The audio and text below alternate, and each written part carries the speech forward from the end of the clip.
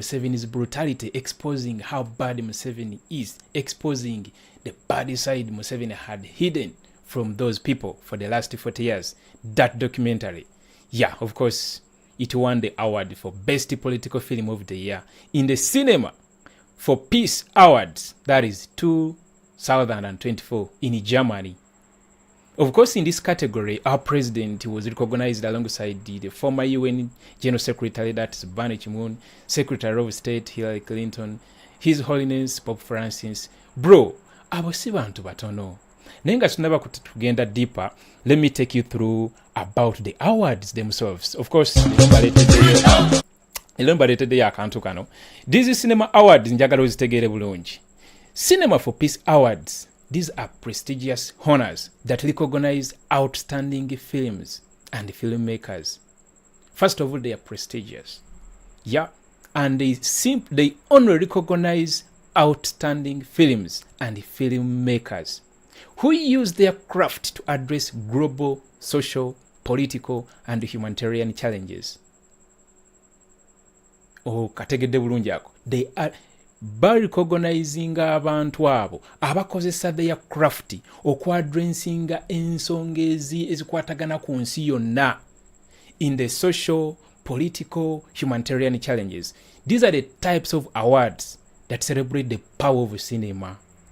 Yes, to promote positive change, justice, and world peace.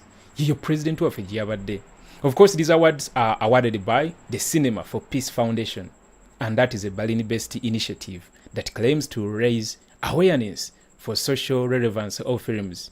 And since 2002, Cinema for Peace has been, of course, inviting filmmakers, humanitarian and human rights activists and public figures across the entire planet to its annual awards ceremony that is in Berlin to honor just a selection of cinematic works on humanitarian and environmental issues. Quote this. Teba, of course, like I told you the other time, nti ebiyiye biba biyitirivu nnyo okwetoloola ensi eno yonna. Ebiyiye biba biyitirivu nnyo okwetoloola ensi eno yonna. Guyinza okulaba Uganda nti, for example, Uganda omwaka guno bameka bakoze filimu nti okaba na Uganda bazanyira mu Uganda movies oba documentaries bakoze 15 oba 2 omwaka guno. Oba bakoze 10, for example. I'm just giving an example. I'm not saying those are the exact figures. Katugobala ensi zonna. Nene baselectingamu ne mulabikiramu ne yaffe Bobi Wine people's president. Gwe tulabanga si kya bulijjo. Gwe tulabanga kya njawulo. Gwe tulabanga bayino creating wagabozi agenjawulo gana mawulire gabikibwe. Faba mutugamba tebajja gabika tujja kuvaayo abantu tubannyonyole tubategeeze ekituufu oba okitegeera. So that is what we are talking about. Nti this Cinema for Peace, it has been inviting filmmakers, humanitarians and human rights activists and public figures to its annual ceremony in Berlin to honor a selection of cinematic works on humanitarian and environmental issues. The event, of course, occurs at the same time as the Berlin International Film Festival. But, of course, it is not part of the Berlin International Film Festival. It just occurs at the same time. So, those are the awards. And that's the foundation that awards those awards. President waffe giyabadde giyawangudde.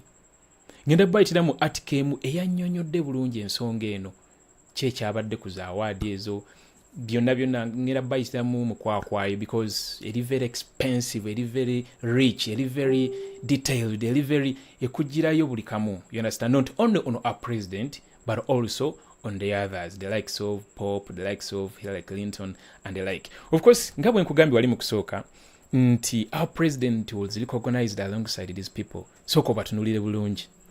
Obalengera abo. Kati musooke mujje mu bibuuzibuuzi bino simanyi ebyazina awards zimbu simanyi ebyasimanyi bikyawa. Banange, president mumuwe ku kitiibwa. Eddala lyaliko ndowooza kiraka abantu batununya abalitegeera n'olirengera omuyimbi atanaaba naye nga yeesiimulira ku His Excellency Kyagulanyi Ntuuyo. Bro, those people don't need even our a precious time. I always tell you that the time you accord to this struggle is very expensive, is very, very, very precious. And the way you should use it, inakubeera very kwega toyina bujajamya obudde obwo nabona bwosazeewo obwa advocating scrollinga ku simu yo maybe okubako kyo postinga so agawulire gali tetugawa budde. This is the news. This is the news.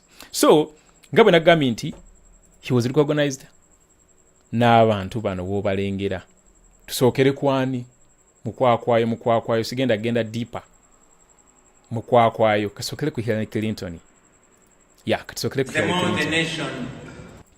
Yeah, this is Hilary Clinton. Of course omukyalo oyo mu America era nga politician is an American politician and the diplomat who served as the 67th United States Secretary of State in the administration of Barack Obama. That was from 2009 to 2013. And of course, as a US Senator representing New York from 2001 to 2009. And as the First Lady of the United States to the President, that is Bill Clinton. That was from 1993 to 2001. And also a member of the Democratic Party. She was the party's nominee in the 2016 United States presidential elections, becoming the first female to win a presidential nomination by a major United States political party, and the first woman to win the popular vote for United States president. Ndoza mumutegedde. That is Hillary Clinton. Nabagambye akolwaliro kampolampola sika nnyo. Ye mukyalo oyo asoose era gwe bataddeko ekigambo former secretary of state. America yesigaliza ekitiibwa. So bataddeko former secretary of state. Tebataddeko state. Bakimanyi umanya nti secretary of state otegeeza ki? America. Be bantu balimu oba ontegeera bulungi. Be bantu balimu. Naye ndowooza otunula butunulizi bifaananyi n'omanya class y'abantu. This is a different class. Ngenda kukubirako ku speech ya president. This time round yakyusiza ne ku njogera. Banange ayina engeri gye yayogeddemu man. Waliwo n'akantu ke yakoze abantu abasinga ndowooza muyinza okuba temwakeetegereza bulungi naye ngenda kabagirawo ngenda kabagirayo maaso awo nga mbakubira ku video ya president. Speech ye yakoze nga bamuyisa of course okubaako nekyayogera eri abantu bano boolengera wano. Okay, let's go to the second person, and that is going to be Ban Ki-moon. Oh no, by the way, kinerabido baga bano si bavubuka bano bantu bakulu babitiibwa. Ban Ki-moon of course sajja yazaalibwa 1944. You know, is a South Korean politician and diplomat who served as the 8th Secretary General of the United Nations. That is between 2007 and 2016. Prior to his appointment as the Secretary General, Ban was the South Korean Minister of Foreign Affairs and Trade. That was between 2004 and 2006. Omutegera bulungi tumuyingira deeper. Ban was initially considered to be a long shot for the office of Secretary General of the United Nations. He began to campaign for the office in February 2006. As the Foreign Minister of South Korea, he was able to travel to all the countries on the United Nations Security Council, a maneuver that subsequently turned him into the campaign's front runner. So that is Ban Ki-moon. And a disclaimer oba kale kwetonda that I told you guys today, mujja kunsonyiwa olw'ekifaananyi ekitali kiriya bulungi nnyo, but provided you get my audio oba sound mugifuna bulungi, ebitala byange byafa bakyali bange. So actually nataddeyo ne kuposta on this community tab. Anyone who can reach out to me anyambeko. I need like 2 lights. Muzira kiso nafunyeyo muzira kiso munangamba je bingenda kugulira ekitaala. Yena nabitaddeyo mu community tab ya YouTube channel. If you are out there, ekimu already bakingulidde dda. Sigenda mwogera linnya naye am very thankful. Weebale nnyo weetegedde bulungi eyantuukiridde mu kaboksi. Nataddeko enamba kosobola kuntuukirirako. Nja kwetagayo ne audio mix nayo nagitaddeko ku kifaananyi. So roughly, anyway, kanisigazayo just ekitala kimu ne audio mix emu. Anyone who can reach out to me on my WhatsApp number, I'll be very, very happy. Alright, katugende ku ensonga lwaki video erabika bweti, it's because of that. Nena gambi whatever the case, kasita mubeera nga muwulira bulungi nnyo, it doesn't matter. Ate nga musobola n'okusoma bulungi ebigambo byentaddeawo. Alright, let's go to Pope Francis. Ono mwena mumumanyi, naye mumumanyi bulungi oba muwulira buwulizi. Alright, Pope Francis. Pope Francis, of course, naye musajja mukulu, si buvubuka. Papa gwe twogerako yazaalibwa 1936. Of course, is the head of the Catholic Church. Nendowooza owulira kirasi y'abantu nagambye wadde kanzije tubyogeremu nammwe kennyini nyino manyi oyinza okubeera nga obimanyi naye nga maybe osaana kujjukiza. This is the head of the Catholic Church, the Bishop of Rome and the sovereign of the Vatican City State. He is the only Pope to be a member of the Society of Jesus. The only one from the Americas, the only one from the Southern Hemisphere, and the only one born or raised outside Europe since the 8th century. Papa Sovu, the Syrian Pope Gregory III.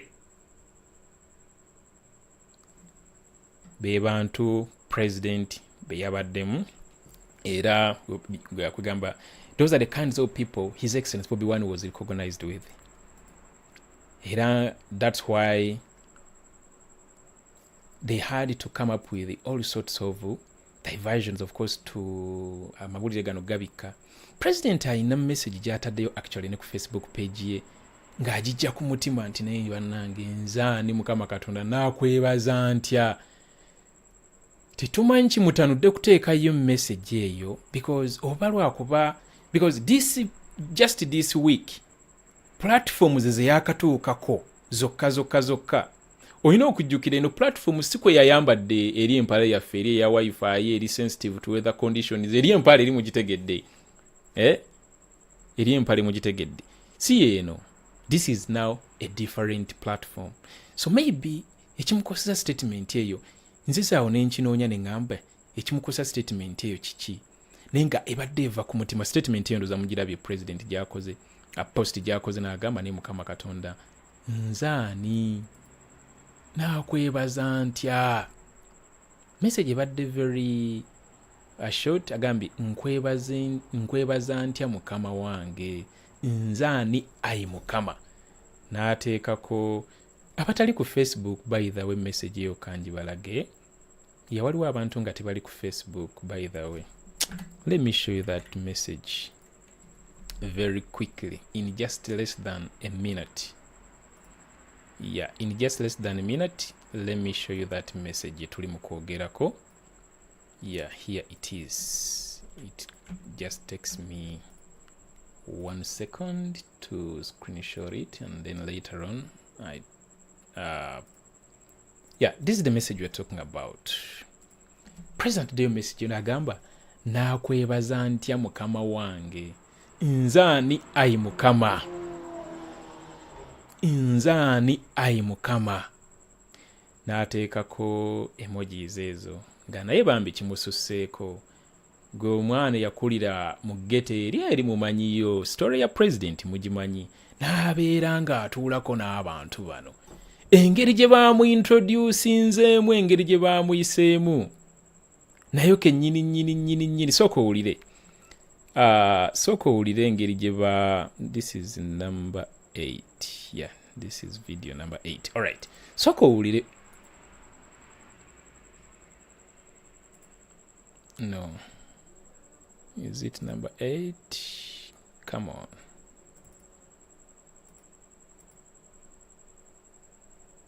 Number 9. All right. Video number 9. All right. So kola be video eno.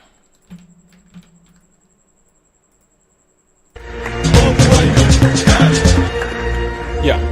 So kola be njagala osooke weetegereze bulungi. Yeah. See eno. Where is it? Come on. Where did I put it? Kamala okugibaleetera wano. Pamu just tiki ngabo. Yeah, I believe it's this one. All right. Video number 16. Or, as Sharon said, that we ever thought was possible. Thank you both so much. There it is. Jagala wetegereze bulungi.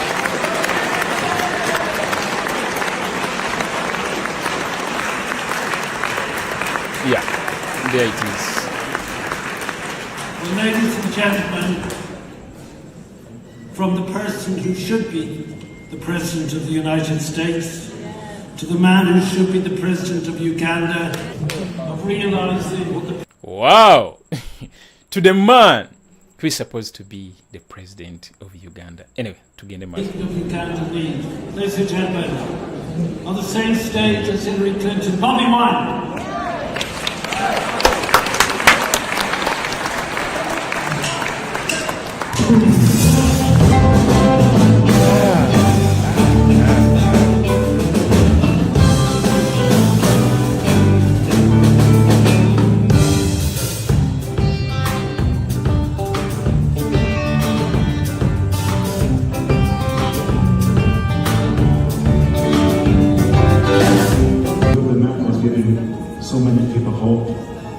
Kakati mweno mujja kuddaawo oyo ye Pope nga bamukwasa award.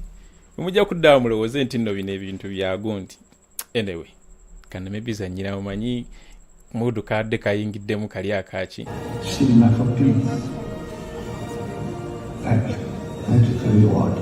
Millions of people have so much hope because of you and all the friends of us that show.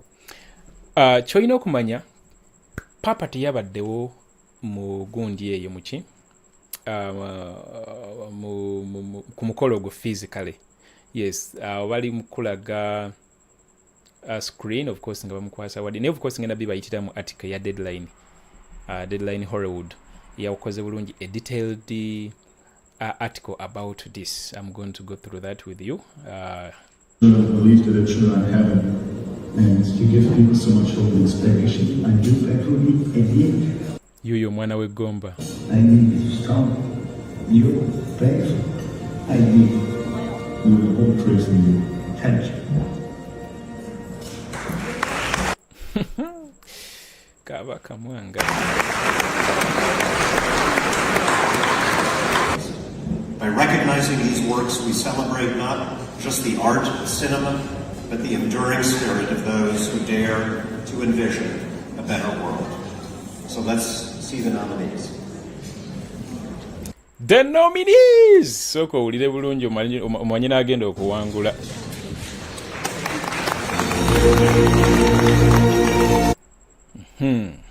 Yeah. The cinema for the of course for the political film of the year. Wabaddewo eyo. You're in danger. You have to leave the chamber. Lock the doors. We need to move now. Go. The chief UN inspector, Hans Blix, arrived in Baghdad. The world wants to have assurances that there are no weapons of mass destruction in Iraq. And the world was on fire. They called Hans Blix.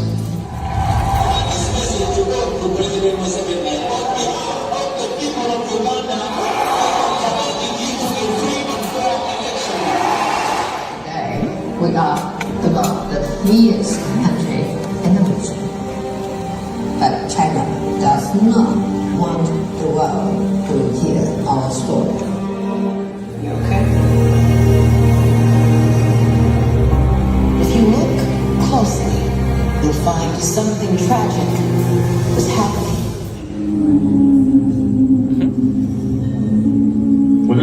preaching myself, there was this silence of pride.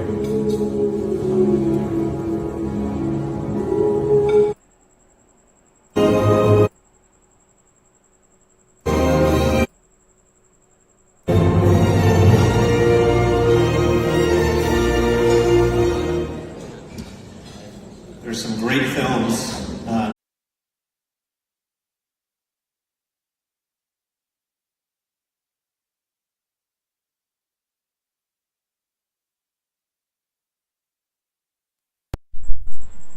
Simanyi oba you guys munfuna because amasanyalaze gange gavuddeko, kati we gavuddeko buli kimu ne kizikira because I use a desktop. I don't use a laptop, I use a desktop. Kati we gavuddeko bwe gati buli kimu ne kivaako. Simanyi oba mukyaliko. I even don't know how to confirm that. Kamala okulaba. Of course, sanyize end live button, so kiba kitegeeza yo stream eba ekyaliko wadde eba erroringa burorinze. So can someone comment and I get to know whether you guys mukyaliko bulungi oba munfuna bulungi, because I did not want to cut this and then I start a new one, but njagala I continue from where. Okay, alright, Flores ogambye loud and clear and nambi. Alright, perfect. Kiba kitegeeza munfuna bulungi. Munsonywemu siyanzo gange gadde gavuddeko. Yensonga lwaki tubadde tuvuddeko. Kati buli kimu kiri disorganized, of course nadde na preparinze bulungi wako ono nga namutadde wansi wano mu studio gundi timeline yange. Naye kati byonna bivuddeko, munzikirize nsooke within like a minute I get back all what I had prepared. Just a minute. Yeah. Yeah.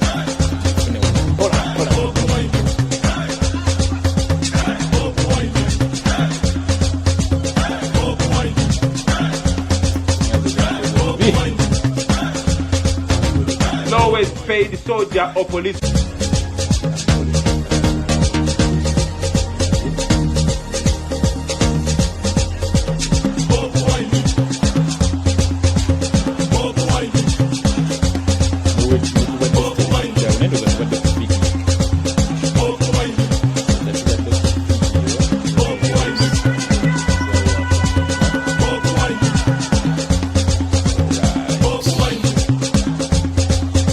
Artist mbadde mbannyonnyodde ebintu ebyamakulu ennyo like the kinds of people president babadde nabo their CVs.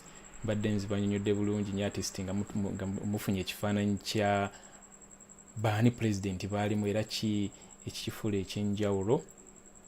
Nembanyonnyola ne awards ezo kyezitegeeza ani azigaba zitegekerwawa and all that kind of a thing.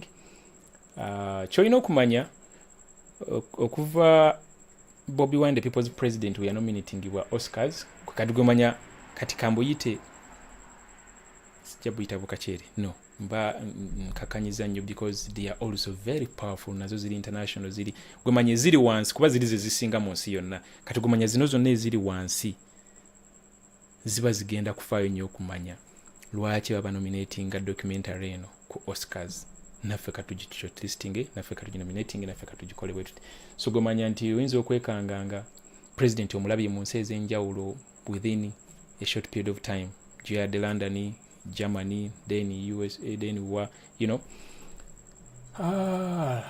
Okay. And video, you know, at least that is done.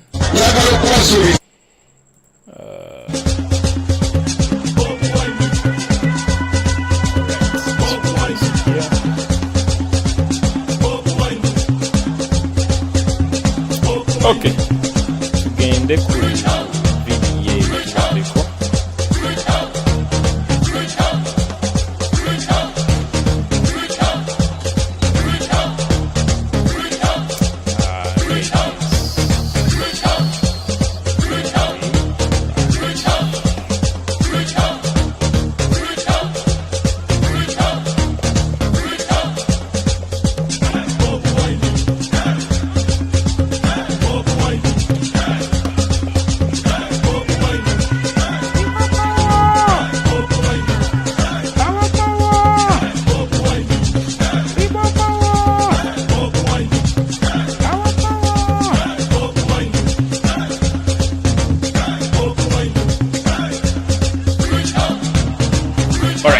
ndowooza tubadde wano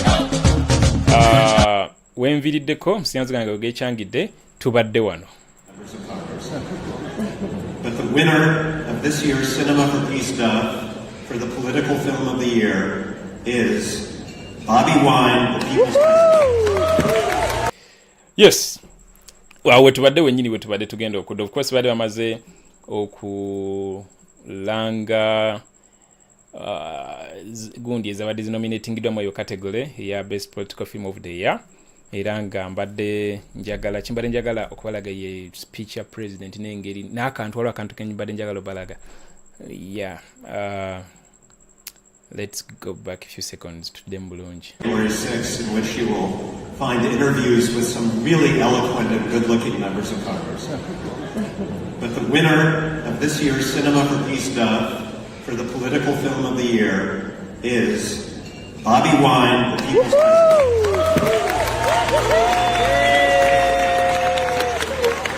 Omulengere ekigambo kyayogera agamba wow naye kenyini kuba yadde akola speech yagambye teyakyetegekedde yadde takisuubira kumanyi kunominatinga n'abantu abo ate n'obeera nga gwe abawangudde.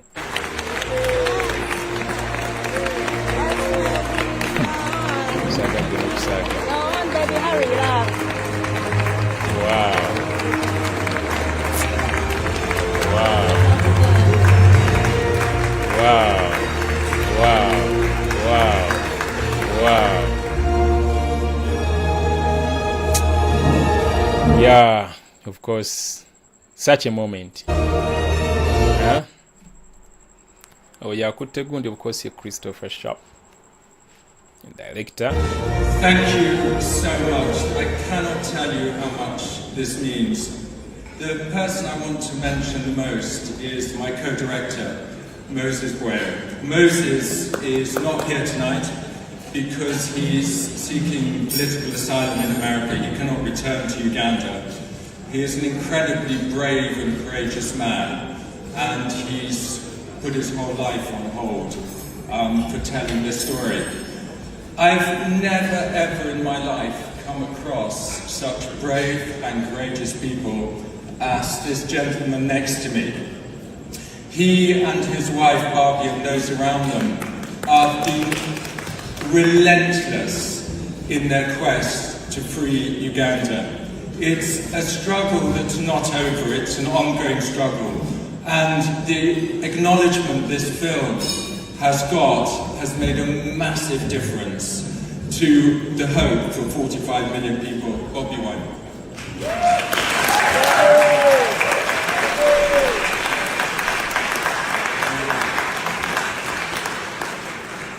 Honestly, Awo njagala owulirize bulungi nnyo. I was not ready for this.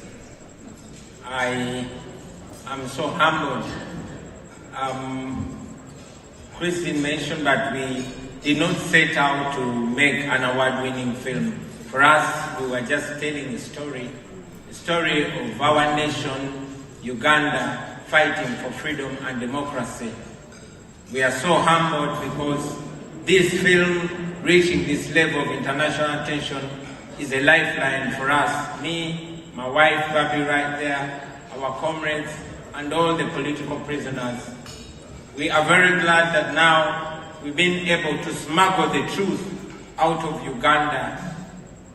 And we hope that the more the nation sees the Ugandan story, is the more the nation will change policies in Uganda, will change the way they relate with General Museveni, who has been in power for almost 40 years today. And I want to dedicate this film to all my friends, those that are missing, those that are in prison, and all those that are struggling for freedom in all the oppressed places all over the world.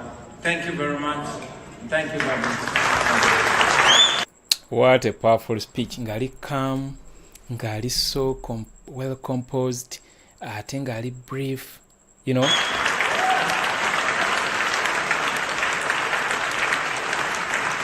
Naye ekyasinze okunsanyula oba kale ekintu abantu abasinga maybe temwakyegendereza nnyo ye maybe mwakyegendereza already naye waliwo akantu ako kenjagala okubalaga. Of course womutunulira bwoti olaba engeri gy'ayambadde representinga ki documentary kyegamba. First of all, ataddeko red beret representinga defiance, representinga resistance, representinga revolution, you know, representinga amaanyi g'abantu. Ataddeko tag ene ya Uganda, of course. Then above all, ye t-shirt eri munda eriko free Olivia Lutaya. Mujukire nti bakomrades baffe bangi bakyali makomera, nga sigamba nti no bali makomera nga balina omusango gwe bazza. No, those guys are in prison for simply supporting people power, for simply advocating for change, for simply showing love to His Excellency Bobi Wine, kwambala red beret. That's all. Oli bamusanze ne t-shirt ne bamukwata, bamusanze ayambadde akakofira ka red ne bamukwata. Those are the weird charges. So president okumanya nti nno agenda kubeera mu bantu abatali ba bulijjo, abantu abasobola okuinfluencinga policy, abantu abasobola abalina amaloboozi aga kwegamba ng'oli waayogera ensi yonna ewulira. This audience eyazina awards si ye audience ya awards ziri endala zonna. Nagambye mu kusooka nti, let me bring it back actually.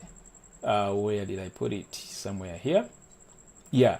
Nagambye mu kusooka nti Cinema for Peace Awards are prestigious honors that recognize outstanding films and filmmakers who use their craft to address global, social, political, and humanitarian challenges. The type of awards that celebrate the power of cinema to promote positive change, justice, and the world peace. These types of awards are awarded by the Cinema for Peace Foundation, a Berlin-based initiative that claims to raise awareness for social relevance of films. And since 2002, this foundation has been inviting filmmakers, humanitarians, and human rights activists and public figures to its annual awards ceremony in Berlin to honor a selection of cinematic works on humanitarian and environmental issues. So, chichengezako kugamba, we all fall in different categories as in choices and preferences. Ojja kusanga abaagala ba Jay-Z abo, ba Rihanna, ba Beyonce and all that kind of thing. Ojja kusanga abaagala ba J.T. simanyi ba Chuck Norris, bani. Ojja kusanga abaagala bi Nigeria, but this is purely about activism. That's why I'm saying the audience eno jagenzeemu, it is completely different. Kyekyamuambaza mu nyambala eyo. Era his motive kwe kubeera nga singa afuna opportunity yonna akola bw'ati ensi erabe message kijayagala okulaga eri ensi yonna, kuba kimanyi kamera z'ensi yonna zaabadde awo. Era yafubye nnyo n'obadde bamukwasa award kyebadde ayagala osooka okukola kwe ku wideninga jacket ye ekooti ekifaananyi kiri n'ebigambo biriko bisobole okuvaayo bulungi. Njagala okeetegereze bulungi ka session ako, mwetegereze bulungi nnyo. Omulaba kyasookeddeko, njagala weetegereze bulungi. I want you to okulaba this. Kyasookeddeko, ngenda kakulaga mu ange endala. Naye bamukwasiza award era n'agiteeka side eno kuba kimanyi we bakwasa award we bate kiba kigenda okuddako biba bifaananyi. Kati bifaananyi yate tayagala bifokasinge ku award, yatayagala bifokasinge ku ye, yatayagala bifokasinge ku what's going on, yatayagala bifokasinge ku message gy'ayagala okuyisaawo eri ensi yonna ey'Abaganda bafe abasibiddwa. Naye ng'ate abantu baalimu be bafacilitatinga be bagezezzaako era okubeera nti ba strengtheninga Museveni's financial muscle, nga singa documentary eno n'ebirala byonna babiconsideringa basobola okubeera nga bakyusambu. Of course ekira akyogeddeko tujja tutuukayo eyo, nesooka omulabe. Era newe yagikutta award yagikwasiza omukono gumu, era wadde agikutte bw'ati naye era olugalo lulala ne lukola ki? He's also a really cool singer, ladies and gentlemen. tewali kyasinze kunsanyula nga paati eyo. In mugundi endala yiino wano mu ange endala eyaviriddeyo obulungi. Where I think it's somewhere here. No, not there. Yeah. Wano yaviridde. Wano nga mulamba. All right, check it out from here.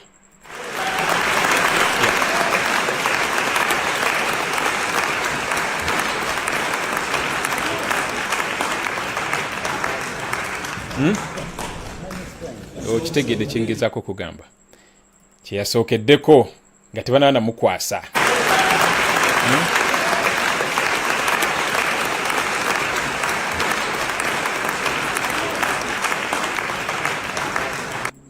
Yadde agala sooka kugira bwati musaya namugaasa okwekwata awaadi eno era ne weyagikutte. Yeah, because ye ebirowoozo bye eva biri ku ekyo. His intentions are pure and atambula nazo every now and then. Tasobola step teyeerabira ki kimututte ku platform eyo. Activism. All right. Ne performance eno yabadde nnungi, yayisizzamu obubaka obwabadde obulungi ennyo. Obubaka bwabadde buli very powerful, ate ayina engeri gyali creative nti gwe mukwase bukwasa microphone ebiddako bimulekere. Gwe mukwase microphone newe ziba ddakiika 2 kuba this performance was just less than 10 minutes. It was actually less than 7 minutes. Naye sooka owulire message. Sooka owulire kye bayita message, lyrical maturity.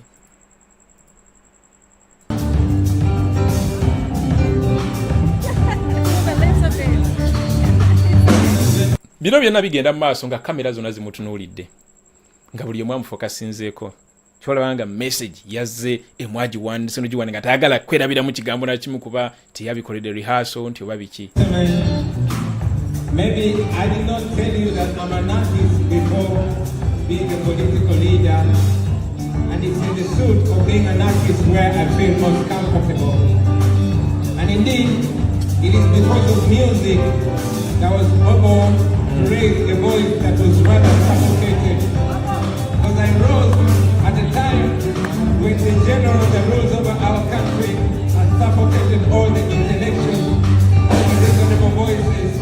That is how I was able to rise from the ghetto, to raise the voice of the people. I said, we are fighting for freedom. I said, we are fighting for freedom. We are fighting for freedom. We are fighting for freedom. Why do you oppress the people of Uganda? Why do you never stop this propaganda? Why don't you free your India desire? Because they don't put a big one on your face. They have to talk to Museveni. Please tell Museveni. We don't want to have one another.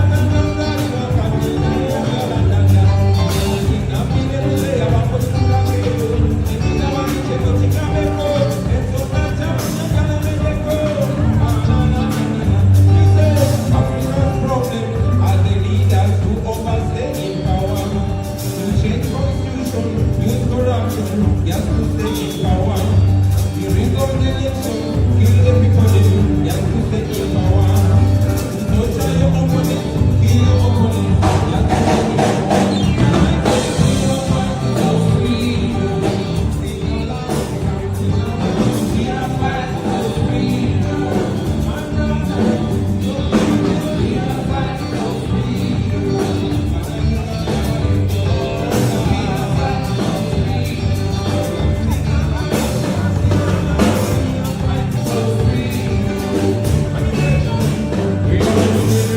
Similar to the one of Zelford, this oppression is worse than apartheid. The God is the master, the citizens slave. The whole of Africa is bleeding. Question is what is the purpose of the liberation? We can't have a peaceful transition. Message. What is the purpose of the constitution? When the government disrespect the constitution. See what you're doing to our nation. When you're teaching the future generation. See, our mission become tormentor. We don't fight us, we get dictator. We are fighting for freedom. Africa, come together. We are fighting for freedom.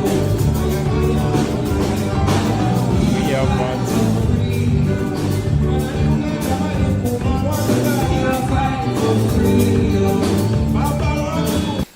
Egwe? Yeah. Yeah. Yeah.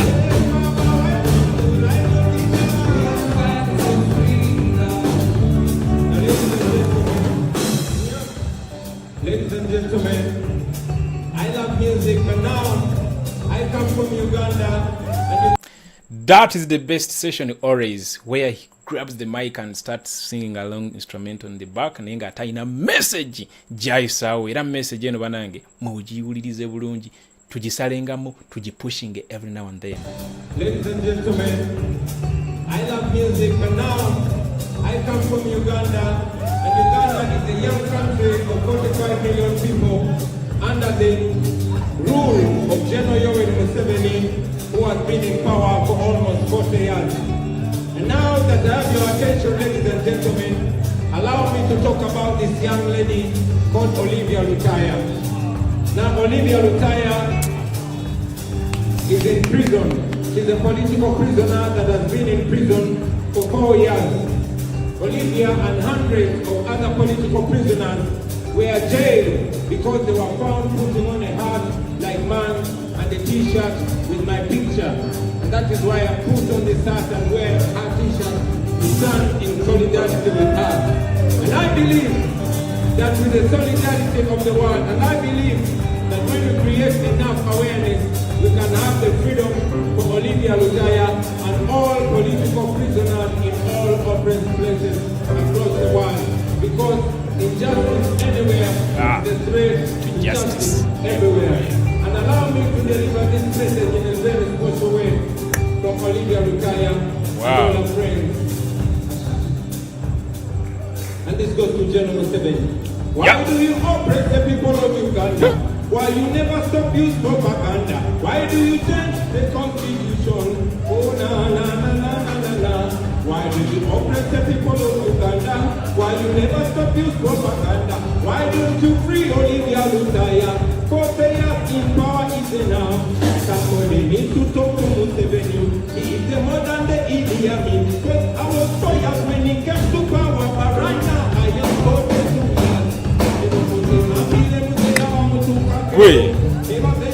That was powerful. That was powerful. In just less than a minute, yayisirizawo message y'aba political prisoners nga ataje etimyono gyetimba nayisawo bako buli very strong eri ensi yonna gwe nakugambye mabega kawo nti the audience gyali mu kugamba bino they had the people basobola okuinfluencing policy. Yes, there are people basobola okuinfluencing policy. Ate kati bikyali byasimanya ate biriwa buli kimu kyeraga lwatu in the documentary. So buli kyayogera kawo already balabye da documentary already babimanyi. So kwemanya nti nno bino byonna si bya lubereeto naye kansooke nkuddizeyo ku message eyo mpulira njagala kuddamu gikola ki. And allow me to deliver this message in a very special way from Olivia Lutaya and all her friends. And this goes to General Museveni. Why do you oppress the people of Uganda? Why you never stop use propaganda? Why do you change the constitution? Oh na na na na na na na. Why do you oppress the people of Uganda? Why you never stop use propaganda? Why don't you free Olivia Lutaya? 4 years in power is enough. Somebody needs to talk to Museveni. He is the more than the Idi Amin. Because I was 4 years when he came to power, but right now I am 42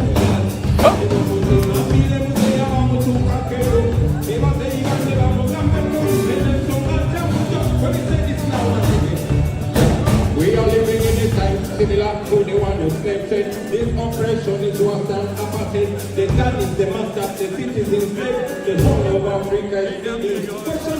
Was the purpose of the liberation if we can't have a peaceful transition? What is the purpose of the Constitution. When the government disrespect the Constitution, freedom of expression. Let me tell me because of my expression. See what you're doing to our nation. Yaga, yaga, yaga, yaga. We are fighting for freedom. Freedom. We are fighting for freedom. Yeah. We are fighting for freedom. Yeah. Yeah. That was powerful. That was powerful a million times. That was powerful a million times. Powerful, powerful, powerful a million times. Yeah. Manya ine engeri gyatuuka n'abeera nga alinyiddwako. N'abeera nga akwatiddwako n'asooka ayogera ebigambo. Waliwo speech ye Luweero mukyayijjukira during NUP nationwide tour. President yabaka akazindalo n'asooka afukumuka ebigambo n'ogamba ani ayogera this time round. Tukanagamba okiba kyetaagisa kufa nga kyekinanunula abantu bange nze neewaddeyo. Ayina engeri gyeyayogeramu. If you guys remember that speech. So ne wana ayina waatuusaawo n'abeera nga atabuse. N'abeera nga atabuse. So that is our president. He's passionate about what he does. He's passionate about, like we always tell you, ono ye teyajja kubinoonyaamu ssente, teyajja binoonyaamu ssanyu kuba tebisanyusa, teyajja binoonyaamu kiyobula. He has Uganda at heart. Kyembakubiriza abaganda bange message eno era kanziremu ngiyiseewo. Ebiseera bino bye tulimu biseera bya kazigizigi nnyo. We are going to need to mobilize ourselves, but if we mobilize ourselves nga tuyambiddwako abakulembeze ab'enjawulo kuba si buli muntu nti ategeera ekyokola kijja kuba kituyamba nnyo. Naye abakulembeze be twetaaga this time round, they are revolutionary leaders. We need leaders that can mobilize. Tetwetaaga abantu baavu, twetaaga abakulembeze abakozeemuko kasente nga tayagala kifo kukola kusooka kukola byalema famire yonna nedda kuba oyo aba agenda just kutunuulira ekyo bigger picture akole ki agiveeko. So twetaagisa abakulembeze nga their aims and objectives of joining this struggle zalininga bulungi neza people power, okubeera nga aim eriemu esookerwako kusiguukulula Museveni and Musevenism. They are two different things. There is getting rid of Museveni and getting rid of Musevenism. Museveni as a person asobola okuvaawo ne Musevenism nesigalawo. So we need to wipe out the Musevenism mindset. So twetaagisa ba revolutionary leaders, ba activists.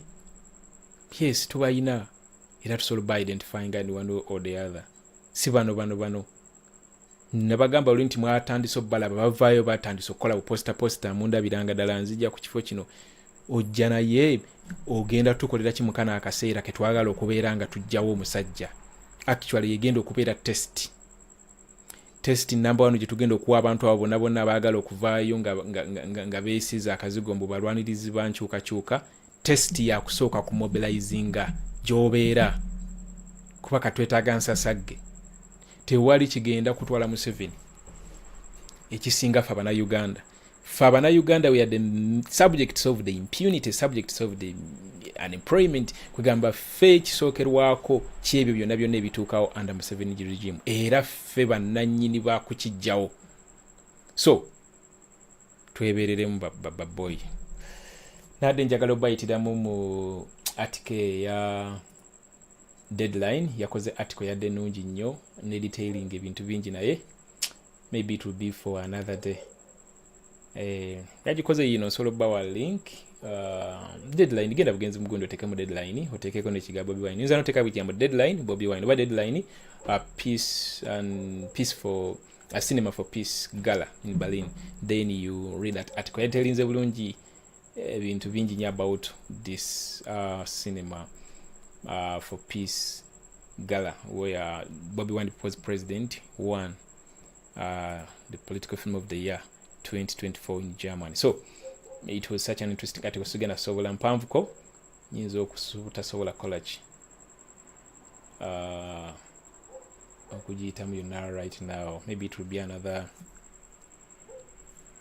live stream. sorry for today's poor lighting. Banange kanziremu enkubeera omulanga. Yina asobola okunkwatisaako, yina asobola okunyambako. Just reach out to me.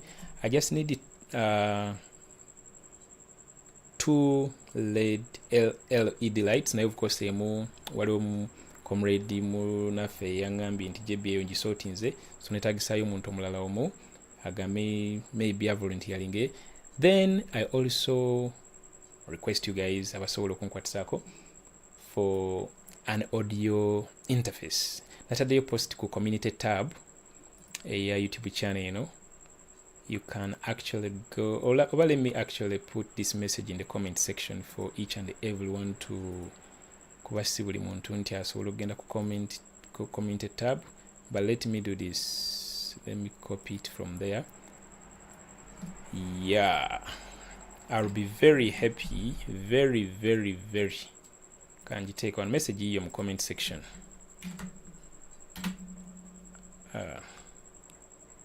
Ewanvuye okay, ewanvuye naye kanjitemetemu ebitundu.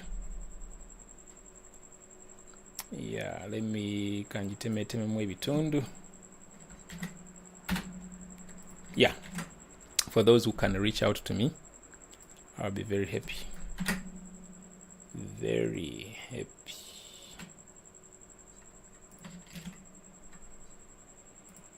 Alright, ndowooza tujja kuddamu next time unless you guys have anything.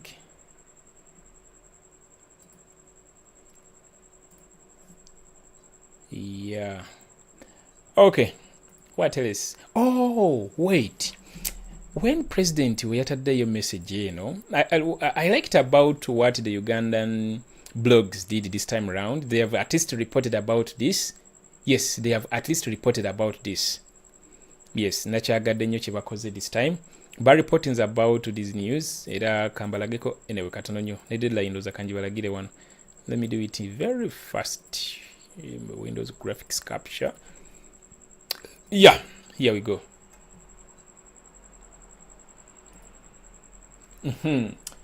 I was going through some of Uganda websites. Is the one that's about Bobiwine People's President documentary to Amsterdam Cinema for Peace Awards. Yeah, yeah, a number of them. Yeah, but one is about this. Nakyagadde nnyo kye baakoze. Yes, they did like Big I, UG. Then nalabyeko wewalala exclusive breeze naye yawandiseeko about this lwakuba ekyenjawulo ate baataakingako ebifaananyi byeri ku BFTA ku BAFTA. Then which is also fine. Yeah, nenge ebifaananyi bibeerayo ku get images. Yeah, of course this is our president. Mpozi n'ekirala kwe kubajjukiza what the president hinted on today about this. Eno article nagibanyonyola dda last time. Nagikola mu live stream number. Yeah, nagikola mu live stream number.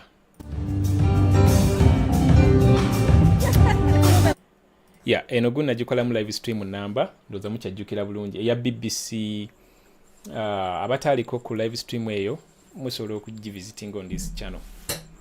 President naye olwalero avuddeyo n'ayongera eddoboozi ku article eno era agambye nti recently the BBC published this investigative story on how the Museveni regime invests heavily in creating fake accounts, bots, and other technologies that manipulate social media engagements to spread propaganda and counter any revolutionary message we put out.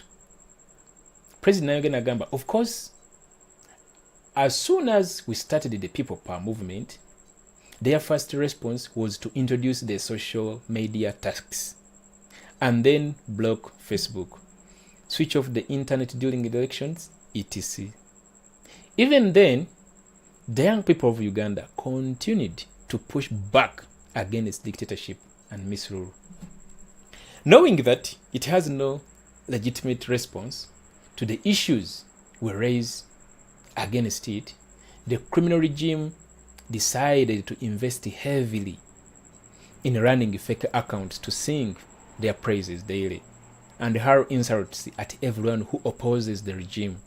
Shortly before the 2021 election, Twitter identified and shut down over 3,000 accounts. Facebook followed suit and shut down an undisclosed number of fake accounts run by the network of regime propagandists. But they didn't stop there.